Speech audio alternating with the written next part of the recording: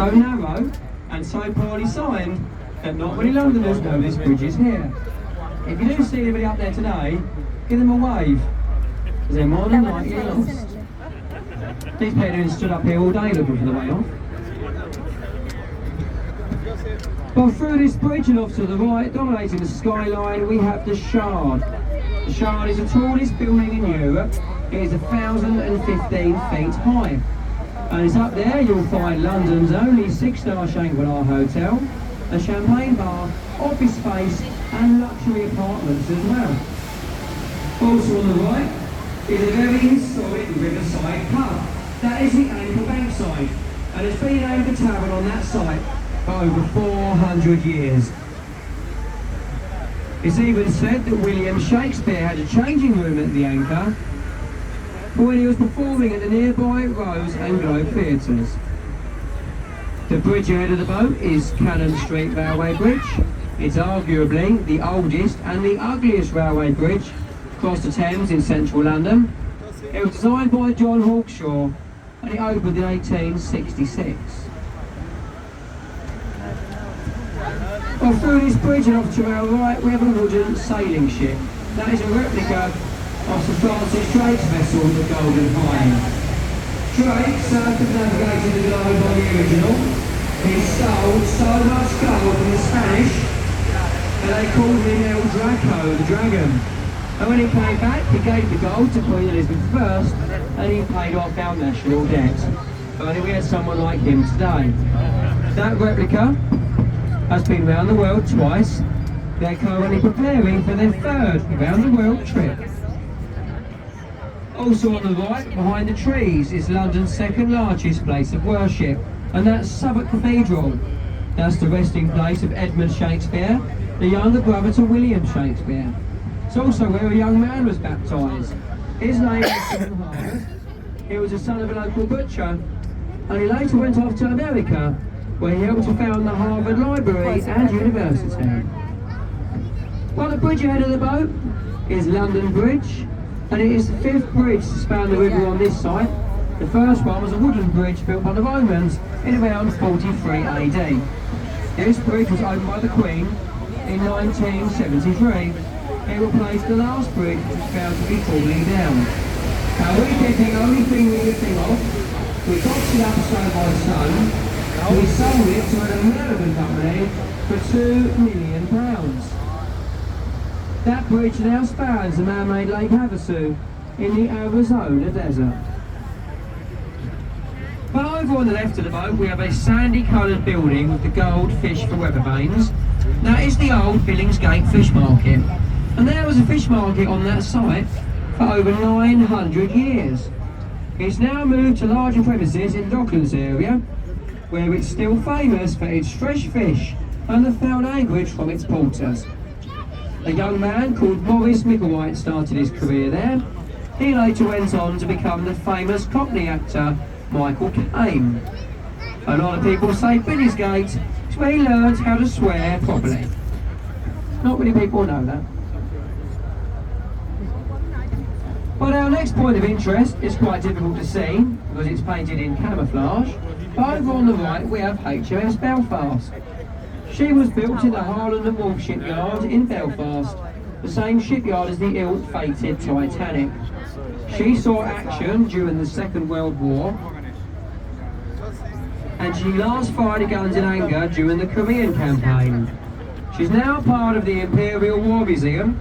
You can explore 9 decks of the Belfast from the engine room all the way up to the captain's bridge. That makes an excellent day out if you like naval or maritime history. But ahead of the boat and on the left we have the Tower of London. Now the square keep with the 4 turrets, that is the White Tower, and it was built by William the Conqueror in around 1078. Over the last 900 years the tower has been a royal palace, the Royal Mint, an armoury, observatory, menagerie, place of execution and home to the crown jewels. Traitors were tried at Westminster Hall, where we started.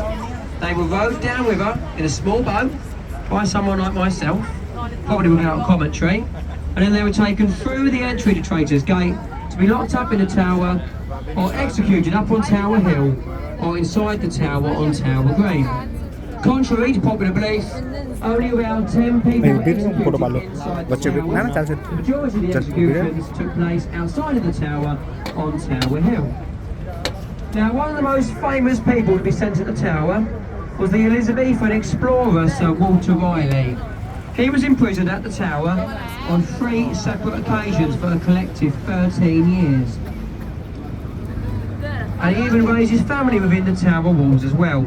Now his third imprisonment was cut rather short when he was executed by King James I.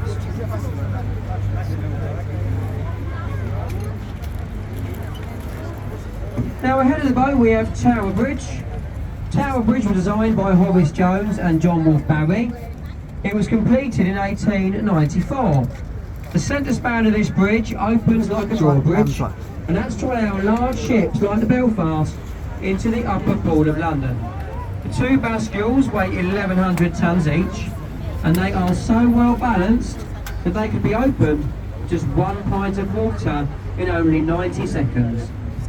The bridge is all electric now, and it's a working museum as well.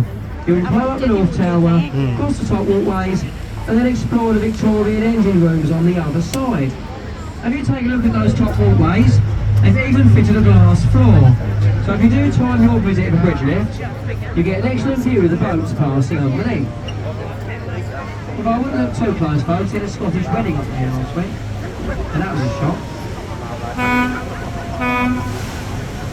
So as we pass through Tower Bridge, we leave the City of London, the 1 square mile, and we enter the Greater London area of 600 square miles. And this is where we make our next stop at Tower Bridge Quay, St Catherine Pier. So if your ticket says Greenwich or River Pass, stay on board the boat, we go to Greenwich next. But if your ticket says Tower Bridge Quay or St Catherine Pier, or Tower of London, whether it says single return or round trip, you must change boat here. If we won't take you back to Westminster, we continue downriver to the Royal Borough of Greenwich, and then we turn around. So once again, Greenwich or River Pass, stay on board. Tower Bridge, Quay or St Catherine Pier, you must change boat here. Boats from this pier depart every 40 minutes, going back to Westminster. You can check the times of our colleague on the pier. Last boat back to Westminster, get here no later than 6:30. Now I did say at the start, we're not tour guides on these boats, we're just the crew of the boat. And we are here to get you from A to B in a safe manner. But we'd like to point out a few places of interest to make your trip a little bit more interesting. Now if we don't talk to you, nobody does.